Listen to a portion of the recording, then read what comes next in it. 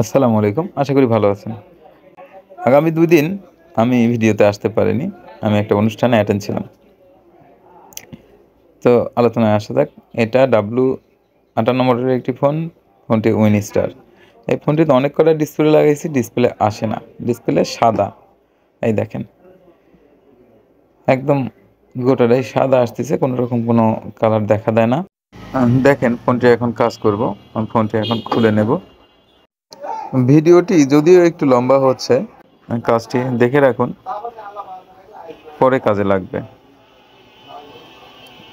আমি এই ফোনটির এদিক ওদিক সব জায়গায় দেখছি। আইসি রে দেখেন, এদিকেও দেখছি, এই যে ডিসপ্লে সম্পূর্ণ লাইন টেনে দিয়ে দেখছি, ভালো ডিসপ্লে লাগিয়ে দেখছি, সম্পূর্ণই দেখছি। এটা সেকেন্ড হ্যান্ড ডিসপ্লে লাগিয়েছি।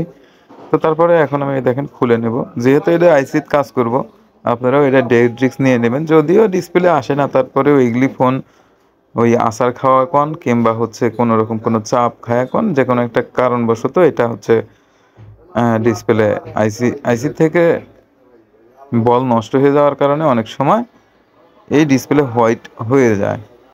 প্রথমে আমি এই আইসিটাই রিসোল্ডারিং করে দেখব প্রথমে।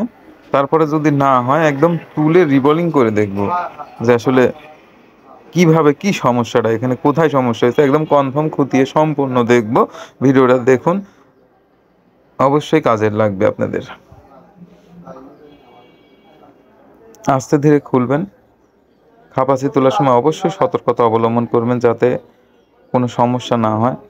এই উপরেকার এই যে পেপারগুলো তুলে নেবেন। এখন আমি কাপাসিটা তুলব।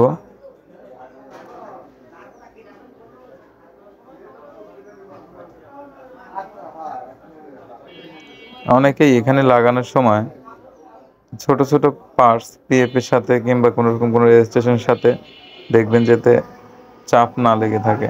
হিট মারার কারণে অনেক সময় ওইটা নড়ে যায়, উঠে যায়, বিভিন্ন সমস্যা হয়।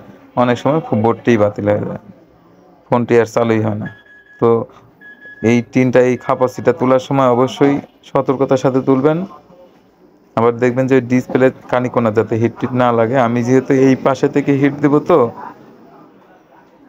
এতে সমস্যা হবে না। আমি এই পাশে থেকে তুলবো, ওই পাশে হিট দেবো না। ওই পাশে আমার হচ্ছে হালকা হিট যাবে, খুব একটা হিট যাবে না। আমি এপার থেকে তুলবো, হালকা ওজন দিয়ে নিচ্ছি। এই পাশে এইভাবে টানা হিট দেবেন এরকম সুন্দরভাবে, চারদিকেই হালকা হয়ে যাবে। মাঝখানে একটু তোলা ধরার পরে এই যে আস্তে করে চারি দিবেন, উঠে আসবে। জোরে দেওয়া যাবে না। একদম উঠে কমপ্লিট উঠে গেল। এখন এক টানা সুন্দরভাবে হিট দিয়ে একটু জুম করে দিলাম। নেন,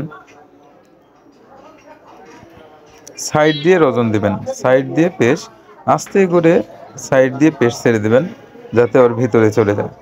আইসিটা দেখেন কত সুন্দর দেখা যাচ্ছে। 6531 আইসি।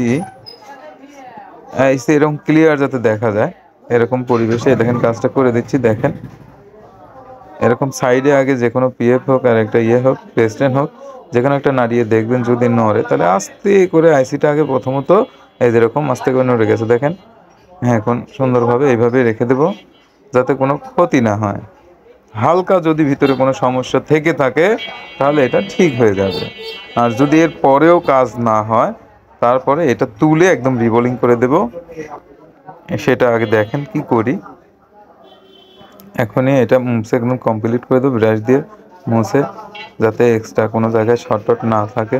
শর্ট হয়ে থাকলে অনেক সময় অনেক ডিসপ্লে সাইড শর্ট হয়ে থাকলে অনেক সময় এটা ডিসপ্লে আসে না। বিষয়গুলো বুঝতে পারেন তো। আমার এই ওয়াশ করা শেষ। এখন মিটারে লাগিয়ে দেখব।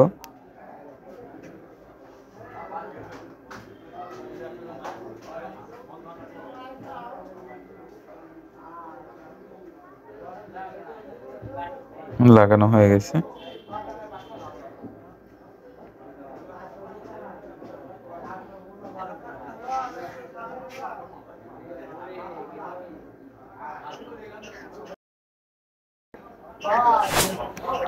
কাজ হয়ে গেছে ইনশাল্লাহ।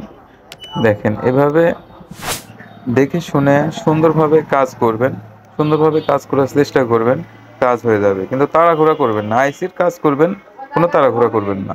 এই দেখেন কত সুন্দর কাজ হয়ে গেছে, কত সুন্দর কাজ করতেছে।